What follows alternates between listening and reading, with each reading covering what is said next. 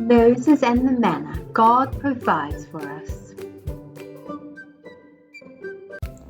Well, hello there, boys and girls. My name is Moses. You've probably heard of me before, from in the Bible. That's right.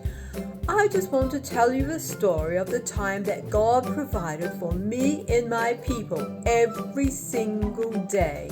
He met our daily needs. Well, you see, what happened is we were slaves to the Egyptian people and they would not let us go, but God rescued us with his mighty strong hand and we were set free. And where were we set free to go? We were set free into the desert, into the wilderness. But God had a promise. He said, I have a promised land for you. Just keep walking. So we kept on walking and walking. But then, in the desert, as you probably know, there are no shops. There are no McDonald's. There are no takeaways. There are no fish and chips. There's no food anywhere. There is no gardens. Nothing was in the desert. And my people, well, they were getting hungry and they started to complain. Yes, grumpy, grumpy, grumpy. They came to me and they were moaning. Oh yes, they were moaning, moaning, moaning, very much moaning.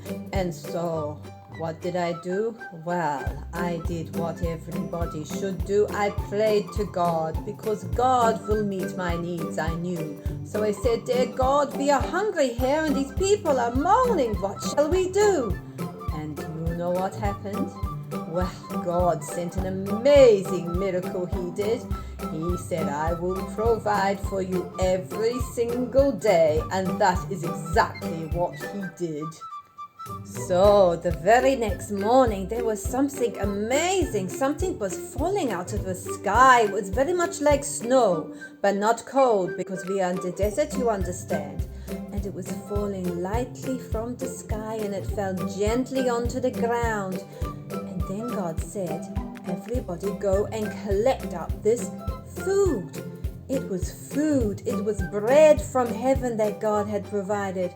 And he said, everybody get all that you need just for one day. And so that's what we did. We went out and we collected a certain amount. Each person, each family had enough just for their family, just for one day.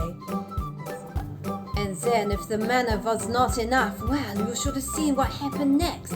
In the evening, there was these amazing birds called quail, and they came fluttering across our heads, and then they landed right in front of us, and who knows where they came from. Well, actually, I do know where they came from. They came from God.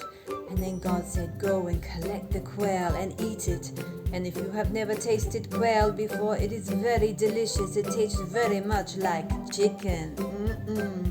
And so we had bread in the morning and quail in the evening. And God provided for us every day our every need. Oh, but I have to tell you something. There were some naughty, naughty people and they did not trust God and they thought, well, let's not just get food for one day. Let's get food for 2 days, for 3 days, just in case there is no food for the next day. And then they went to go and eat that food the next day. Do you know what happened? Well, their food stunk. And it had worms in it.